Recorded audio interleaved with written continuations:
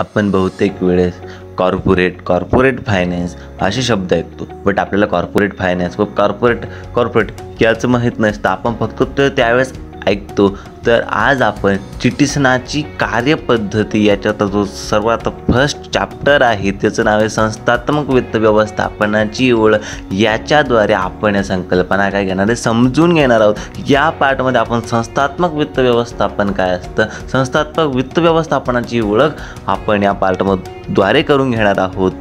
तर आपल्या सर्वांचे स्वागत आहेत कॉमर्स मराठी यूट्यूब चॅनलमध्ये. तर चला सुरू करूया. तर सर्वात पहिलं आपण समजून घेऊ प्रस्तावना. तर प्रस्तावनामध्ये सांगितलेले वित्त ही संकल्पना पैसा व पैशाच्या व्यवस्थापन यांच्याशी निगडीत आहे.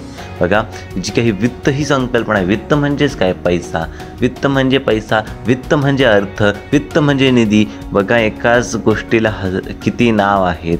तर म्हणजेच काय की वित्त ही संकल्पना कशाच्या रिलेटेड आहेत, पैशाच्या व्यवस्थापनाशी रिलेटेड आहेत. म्हणजे पैशाचं मॅनेजमेंट कसं करायचं याच्याच्या रिलेटेड आहेत. निधीचे निगम, आता निधी म्हणजेच काय, वित्त. बघा, तर शब्द पुन्हा एकाच अर्थाचे शब्द पण समानार्थी शब्द इथं वापरले गेलेले आहेत. गमन व निर्गम. गमन आणि निर्गम म्हणजे काय, तर समजा तुमच्या बिझनेसमध्ये किंवा तुमची जी काही संस्था आहेत त्याच्यामधून बाहेरून तुम्ही माल विकला, एखादा माल विकला आणि मिळाले तुम्हाला पैसे, ते तुमच्यासाठी काही गमन झाली. ते काय, त्याला काय म्हणायचं, गमन म्हणजे जे काही आपल्या कंपनीत जितकाही पैसे येतात त्याला गमन म्हणतात. आणि जेवढेही पैसे जातात, असं की आता भाडे असेल, समजा कारखाना असेल तर कारखान्याचे जे काही भाडं द्यायचं असेल, समजा ते रेंट नाही घेतला असेल तो कारखाना, तर मग ते काय झालं, निर्गम झालं. तर म्हणजे जेवढी काही इन्कम येत असते किंवा जेवढं काही प्रॉफिट येत असतं कंपनीच्या आत येणं म्हणजे गमन होय. आणि ते वापस जाणं किंवा बाहेर जाणं म्हणजे आउटकम होय. तर आपल्याला समजलं असेल की काय असतं या संकल्पना. आता हे यांच्याशी संबंधित आहे, कशाच्या, इनफॉलो आणि आउटफॉलो. व्यावसायिक संस्थेचे यश हे निधी उभारणी, व्यावसायिक संस्था जे काही असेल, जे बिझनेस संस्था जे काही असेल, कॉर्पोरेट संस्था जे असेल, तर यश हे निधी उभारणी. निधी म्हणजे काय, पैशाचे जे काही उभारणी असेल म्हणजे पैशाचे जमा करण्याचे असेल क्षमता, हे निधी विनियोजन, निधीचे जे काही नियोजन असेल किंवा विनियोजन असेल करण्याची कार्यक्षमता यांवर अवलंबून असते. कशांवर, की निगम आणि निर्गमन यांच्यावर, गमन आणि निर्गमन यांच्यावर. तर हेनरी फोर्ड यांच्या म्हणण्यानुसार, आता हेनरी फोर्ड काय म्हणतो याच्याबद्दल, फ्रॉड यांच्या म्हणण्यानुसार पैसा हा एक हात किंवा पाय आहेत. एकतर आपण त्याचा वापर करवा किंवा बघा, पैसा हा असा आहे, त्याचा वापर करायचा किंवा गमवायचा. आपण बहुतेक वेळेस पैसा गमवतो, कित्येक वेळेस त्याचा चांगल्या पद्धतीने आपण वापर करतो. तर हे आपल्यावर आहे, तर आपण कशा पद्धतीने त्याचा वापर करतात. व्यवसायात यश मिळवण्यासाठी पैसे किती आवश्यक आहे हे येथे अधोरेखित केलेले आहेत. मला असं वाटतं पैशाची तुलना हातपायाकरता करण्याकरता इथं जर पाणी किंवा पाण्यासोबत जर केली असती तर खूप चांगलं झालं असतं. कारण की पाणी म्हणजेच काय, पैसा. जर आपण जर घेतलं तर आपल्याला जगण्यासाठी पाण्याची आवश्यकता आहे, तसेच आपल्याला पैशाचीही आवश्यकता आहे. आणि जर आपण समजा जितकी आपल्याला गरज आहे पाण्याची तितकंच जर आपण घेतलं तर चांगलं आहे. त्याच्यापर्यंत तर कमी घेतलं तर आपली तहान भागत नाही आणि त्याच्यापर्यंत जास्त घेतलं तरी जमत नाही. म्हणजेच तसंही पैशाचं आहे, पैशा जेवढी गरज आहे तेवढंच घ्यायला पाहिजे. तर मला असं वाटतं इथं हात पायाकरता पाणी हे उदाहरण योग्य आहेत. आतापर्यंत आपण संस्थात्मक वित्त व्यवस्थापनाची ओळख याची जी काही प्रस्तावना आहे ती समजून घेतली. आता आपण संस्थात्मक वित्त व्यवस्थाचा अर्थ समजून घेणार की संस्थात्मक वित्त व्यवस्था असते काय. तर सर्वात पहिले म्हणजे काय सांगितलेली इथं की संस्थात्मक वित्त व्यवस्था ही संस्थेसाठी निधी उपलब्धता व त्यांच्या योग्य विनियोजन यांच्याशी संबंधित असते. काही योग्य पद्धतीने विनियोजन करणे या संस्थेच्या याच्याशी काय ते असते, संबंधित असते. संस्थेच्या कार्यांना वित्त पुरवठा करणे म्हणजे संस्थेचे जे काही कार्य असते त्यांना काय करणे, वित्त पुरवठा करणे. त्याच्यामध्ये असं मग भांडवल संरचना, गुंतवणूक निर्णय यांच्याशीही संबंधित आहेत. तर ती कशाशी संबंधित आहेत, तर ती संबंधित आहेत संस्थेच्या कार्यांना वित्त पुरवठा करणे. जेवढे पण कार्य आहेत त्यांना वित्त पुरवठा करणे, भांडवलाची संरचना करणे, गुंतवणूक निर्णय यांच्याशी ती काय असते, ती संबंधित असते. आता त्याची व्याख्या काय सांगितलेली आहे, तर व्याख्या हेनरी हँगलँड यांच्या मतानुसार यांचं जे काही म्हणणं आहे त्याच्यानुसार संस्थात्मक वित्त व्यवस्था जी काय आहेत, व्यावसायिक संस्थेने केलेल्या भांडवल, बघा, व्यावसायिक संस्थेने केलेल्या भांडवल संपादन व त्यांच्या विनियोग या गोष्टींची हाताळणी होय करते. जी काही संस्थात्मक वित्त व्यवस्था आहे ती व्यावसायिक संस्थेने केलेल्या भांडवल संपादन व त्यांच्या विनियोग या गोष्टीची काय करते, हाताळणी करते, बघते. म्हणजे या गोष्टी काय करते, त्याची ते बघते काय गोष्टी आहेत, म्हणजे त्याची हाताळणी करते, त्याचे निरीक्षण करते. आता संस्थात्मक वित्त व्यवस्थेमध्ये वित्तीय नियोजन, वित्तीय नियोजन म्हणजे पैशाचे नियोजन, निधीचे नियोजन, भांडवली बाजारपेठ. भांडवली बाजारपेठ म्हणजे असं मार्केट की जिथे आपण बघा, आपण भरपूर वेळेस ऐकत असतो की आणि मार्केटमधून एवढे पैसे उचलले, तर तेच मार्केट असतं भांडवली मार्केट. म्हणजे जिथून आपण पैसे उचलू शकतो, म्हणजे कर्जावर असेल तर अशा पद्धतीने जे काही लोन असेल किंवा जिथपासून घेतलं तर आपण भांडवली बाजारपेठ असं म्हणतो. आपण पुढे याच्याबद्दल जाणू काय आहेत. मुद्रा बाजार असेल, भाग भांडवल बाजार असेल, हे काही जे काही बाजार आहेत याच्याबद्दलही आपण पुढं जाणू. यांचा हा अभ्यास अंतर्भूत आहेत. म्हणजे ह्या जे काही बाजारांचा अभ्यास याच्यामध्ये काय आहेत, याच्यामध्ये समाविष्ट आहेत भांडवल निर्मिती, भांडवलाची काय करत असेल, निर्मिती करत असेल, कॅपिटलची निर्मिती करत असेल, विदेशी भांडवल यांचाही समावेश यात केला जातो. म्हणजे काही जे देशाबाहेरील जे काही भांडवल यांचाही समावेश यात केला आहे. तर वित्त व्यवस्थापन तसेच बँकांनाही यात अनन्यसाधारण महत्त्व दिलेले आहेत.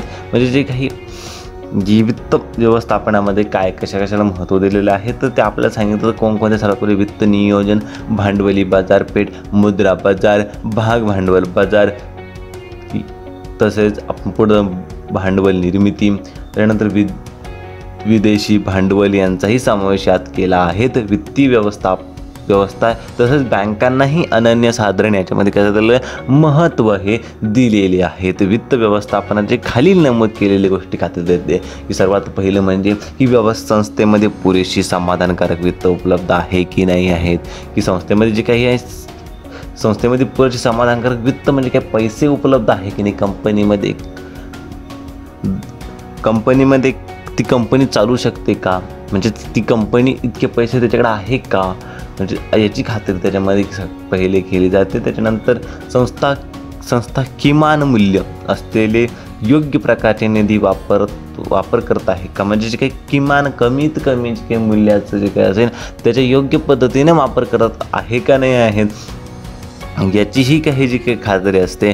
ते वित्त व्यवस्थापक जे काही असेल संस्था जी काही आहे वित्त व्यवस्था त्याची ती करत असते. संस्था उभ्या केलेल्या निधीचा योग्य वापर करत आहे का, म्हणजे काही उभी केलेली की जी जमा केलेली जी काही निधी असेल, जी काही पैसे असेल त्याचा योग्य वापर ते करत आहे का नाही आहेत, म्हणजे याचाही आपण याच्यामध्ये काय केलं तो खात्री केली जाते.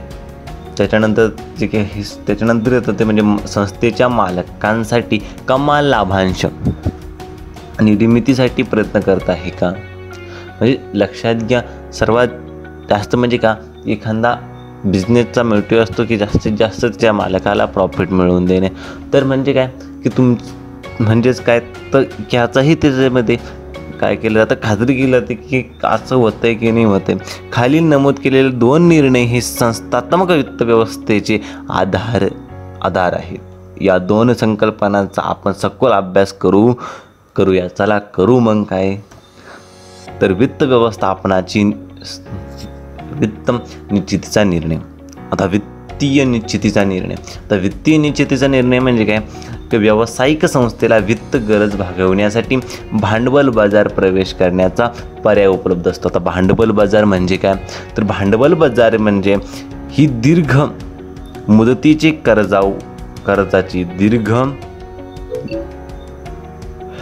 तर भांडवल बाजार म्हणजे काय तर भांडवली बाजारपेठ ही दीर्घ मुदतीच्या कर्जाची व समहक्क म्हणजे सारख्या हक्काच्या भागांची बाजारपेठ असते। या बाजारात समहक्क भाग कर्जाऊ प्रतिभूतीने वाटप केले जातात, म्हणजे कर्जाने दिले जातात, कर्जाची प्रतिभूतीने वाटप केले जातात व खरेदी विक्री केली जातात।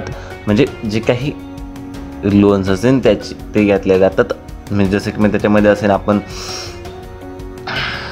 बाजारपेठेमध्ये उपलब्ध असतात।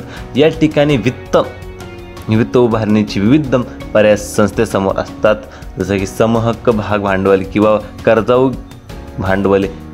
यामधील योग्य पर्यायाची निवड संस्था करते। बँकेतून कर्ज किंवा सार्वजनिक ठेवी किंवा कर्ज रोख्यांच्या पर्याय संस्थेसमोर असतो।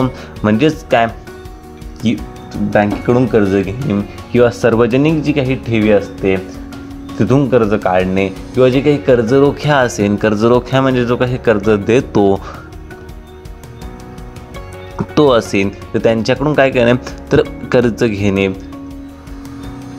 ते अशा वेगवेगळे पर्याय जे काही आहेत ते संस्थेकडे उपलब्ध असतात पैसे जमा करण्यासाठी किंवा निधी उभारण्यासाठी।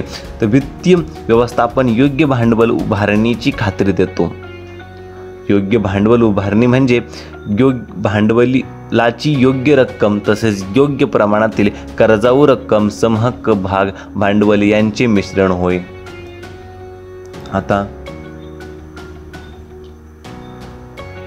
दुसरं जे काही महत्त्वाची गोष्ट म्हणजे वित्त गुंतवणुकीचा निर्णय। आता वित्त गुंतवणुकीचा निर्णय म्हणजेच काय की व्यावसायिक संस्थेला जेव्हा भांडवल प्राप्त करण्यासाठी विविध पर्याय उपलब्ध होतात। बघा आपण मागितल्या जे काही याच्यामध्ये बघितलं की काही वेगवेगळे जे काही आहेत ते पर्याय उपलब्ध होतात, तेव्हा त्या वित्तीय व्यवस्थापक पुढील निर्णय घेण्यास सज्ज होतो। हे निर्णय म्हणजे निधीचा योग्य रीतीने उपयोग करून भागधारक लाभांश मिळवून देणे। जे काही निर्णय म्हणजे निधीचा योग्य रीतीने उपयोग करून भागधारकांना जे काही भागधारक असेल कमाल लाभांश जे काही कंपनीचे भागधारक असेल त्यांना जास्त भागधारक असेल त्यांना काय लाभांश मिळवून देणे। याकरिता संस्थेला भांडवलाचे मूल्य, आता भांडवलाचे मूल्य म्हणजे काय भांडवलाचे मूल्य म्हणजे गुंतवणूकदाराकडून अपेक्षित असणाऱ्या किमान परतावा होय। तर जो काही गुंतवणूकदाराकडून अपेक्षित असणारा किमान परतावा असेल तर त्यालाच आपण भांडवलाचे मूल्य असे म्हणत असतो। विचारात घ्यावे लागते। एकदा भांडवलाचे मूल्य कळाले की मग भांडवलावरील परतावा हा भांडवली मूल्यापेक्षा जास्त असेल अशा पद्धतीने निधीचे नियोजन संस्था करू शकते। म्हणजे काही त्याचं काय करू शकते संस्था काय करू शकते नियोजन करू शकते। गुंतवणूक करण्यासाठी निधी मिळविणे व व्यवसायाकडे त्याच्या यशस्वीरित्या उपयोग करून यालाच गुंतवणुकीचा निर्णय म्हणजे काही योग्य पद्धतीने। अगदी 10 गोष्टाची एक गोष्ट म्हणजे सांगायची झाली तर वित्त गुंतवणुकीचा निर्णयामध्ये काय आहेत की जी काही संस्था असते की त्याला योग्य निर्णय घ्यायचा असतो की गुंतवणुकीच्या बाबतीत जो काही निर्णय असतो योग्य त्यात आपण गुंतवणुकीचा निर्णय म्हणजेच काय गुंतवणुकीच्या जो काही रिलेटेड निर्णय असतो त्याला गुंतवणुकीचा निर्णय असे म्हणतात। या संकल्पनेचं भांडवली अर्थशास्त्र असेही संबोधले जाते किंवा म्हटले जाते। आता काय भांडवली अर्थसंकल्प म्हणजेच काय गुंतवणुकीचा निर्णय होय।